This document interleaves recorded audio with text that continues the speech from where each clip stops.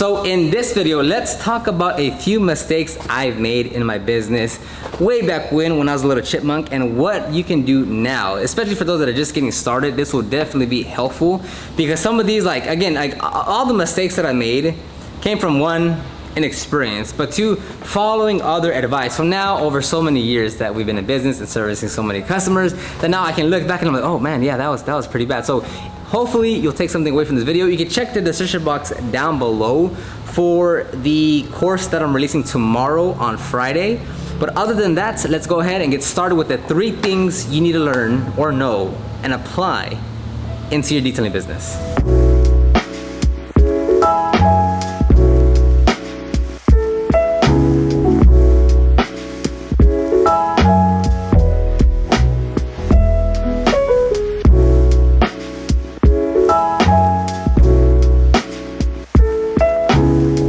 Number 1, it's going to be match the level of service to the expectation of the customer and don't cross that line. So when you're first getting started, you're gonna go the full 9 yards every time. You get your first customer, oh, I'm gonna correct this paint, I'm gonna polish, I'm gonna coat it, I'm gonna get every last stain out of the interior. Yeah, they're just paying for a vacuum, but you know what, I'm here already. I don't wanna leave any vehicle not perfect. So my OCD is gonna kick in and I have to take care of this. Right, everyone goes through that phase of like, oh, like, I really gotta put in my all in. I'm gonna make sure that the vehicle is almost perfect by the time I leave.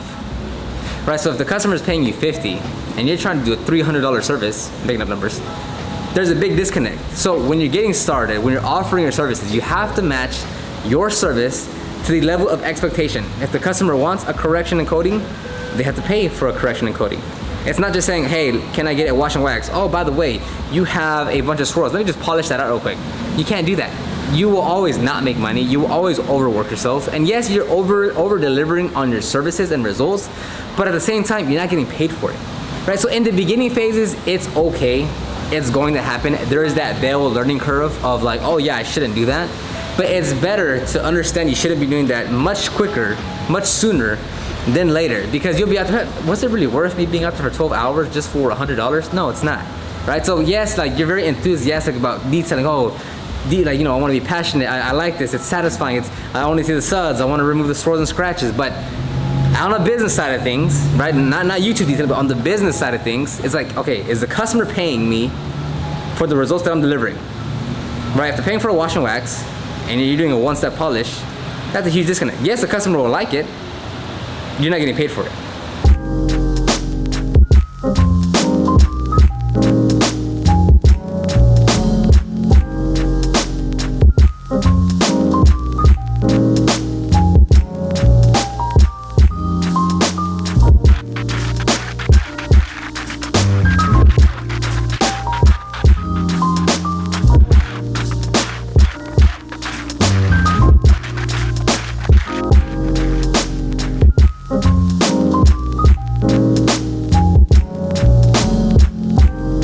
So number 2, it's going to be never promise miracles. Never say we can remove 100% of whatever you're working on. If you're doing paint correction, you don't say we can remove 100% of the imperfections. We can remove 100% of that deep scratch. We can remove 100% of the etched on water spots or, you know, bugs and whatever it may be, right? Never state you can do 100%. Same thing with the interior. Hey, we can remove every single last interior stain from the interior. No, one, not realistic. On the clear coat, maybe it's too thin, maybe it's too far gone, maybe it's, you know, whatever the case, it's too far gone. Even with sanding, even with polishing, like it's too far gone. Same thing with interior. Some stains, some imperfections, some blemishes, some whatever it is in the interior, too far gone. If you're working on a 2007 Toyota Camry and it hasn't been cleaned since then and there's so many stains, you're not gonna get everything out. So you have to make sure on your end that you're not saying, hey, yeah, I can definitely get all those stains. Like just to land the job and you're trying to like oversell them, like, yeah, I can get out every stain. Well, I can get that scratch. Oh, I can do that too. And I can do that too. And I can do that too. And I can do that. You're gonna put yourself in a wrong position, because then what happens when it's time to call the customer out and you're not able to get 100% of those scratches out, and then they're gonna say, well, you told me, you know, the reason I paid you for XYZ is because you told me you'd be able to get 100% of them out. And it's on you, because you were the one that said, I can get 100% of those stains out, 100% of those imperfections out. So when you're talking with a customer, make sure you're saying, hey, it's not gonna be, paraphrase, use something, somewhat of these words. It's not gonna be perfect, but it's gonna be a lot better. It's not gonna come out perfect, but there will be a significant difference. For paint correction, yeah, we'll remove around 90-ish% of the swirls and scratches. Some of them just might be too deep to remove, but around 90% swirl removal. We can get around 85% swirl-free finish, right? Give yourself that wiggle room, because even if you are going for perfection, even if they are paying for, yes, spend 15 hours going after every swirl and scratch, some of those are just too deep to get out. The stains, scratches, some of them are simply too far gone, too deep, too baked in to actually be removed. So don't go in there trying to be the hero. Don't try to be like, oh, I can get everything. No, it's gonna look a lot better, but not perfect. And if you have customers that are like, oh, you can't get, I remember many years ago, let's say 2013, 2014, I had a gentleman that called me that had a Porsche something, and he wanted something from the interior done. And he's like, can it be perfect? I'm like, oh man, with that age, that condition, it'll look a lot better, but not perfect. And he's like, so you can't get it, you can't do anything else? It's not gonna be perfect? I'm like, it's not gonna be perfect.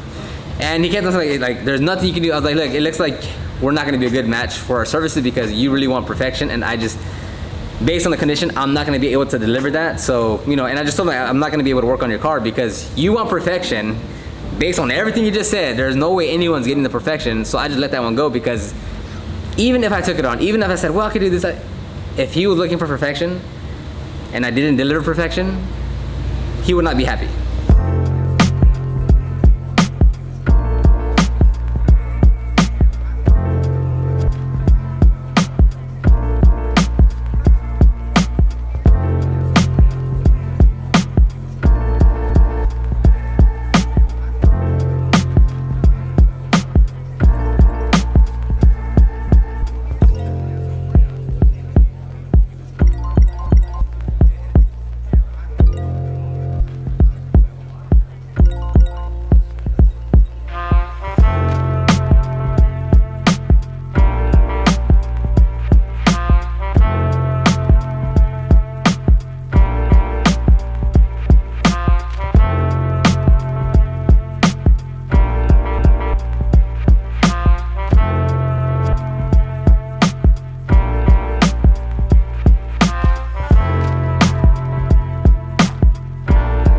Number 3, it's going to be you have to focus more on being a professional detailer versus looking like a professional detailer. So this is gonna fall into just the genre of customer service and just having good etiquette, if that's a proper word, where look, for years, 7+ years, 8+ years, I didn't have a uniform, right? I didn't have a shirt with my logo. I didn't have I would just pull up in some jeans and a shirt.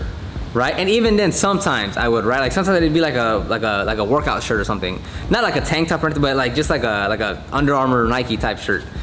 And it was never a problem. I know a lot of people are like, well, man, I want my branding down. I want the hat. I want my shirt. I want my, I want my mask. I want things all branded out. And it's yes, it helps, don't get me wrong, it has a better professional appearance, but don't get it twisted to where it's how you speak with the customer, it's how you interact with the customer, it's how you explain your services to the customer, it's how you break down the service to the customer after you're done, it's how you talk to them, it's how you respond to their emails, how you respond to the messages, how you respond on a phone call, if you give them a call back immediately, if you take 4 hours, 10 hours, if you take forever to reply to your messages. It's not so much of oh, look at me, I got my shirt and my hat and my mask and my pin and my van is branded, and look at my website. It's just how do you talk with the customer? Do you generally make them feel hey, this guy really understands what I'm trying to do?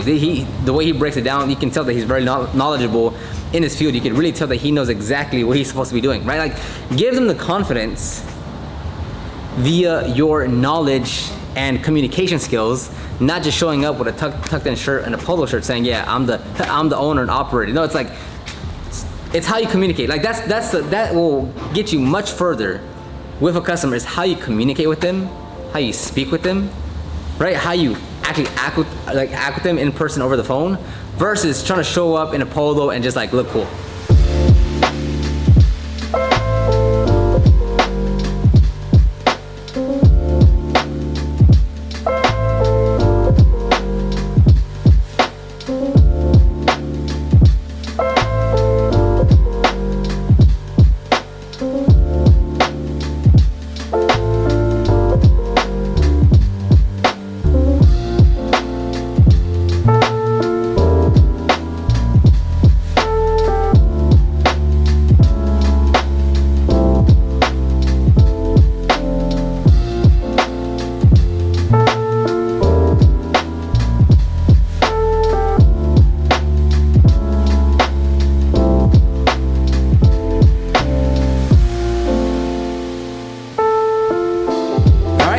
that's gonna wrap up this video. Hopefully you took something away from it. Let me know the question that you have in your specific business and I'll try to work them into the video. Sometimes it's a little difficult to cover specific topics just because like it's so specific, and for me to make a video on it, it'll get like 1,000 views, and then it's like, okay, well, you know, like with videos, you have to make like, you have to see, okay, which one's a cool topic, which one's a good question, and then which one's gonna get views, right? Because if I would just answer every question, like every like specific business questions, man, they'd get like 1,000 views each time, and it's just not worth to post those types of videos. Unfortunately, that's just the way YouTube is.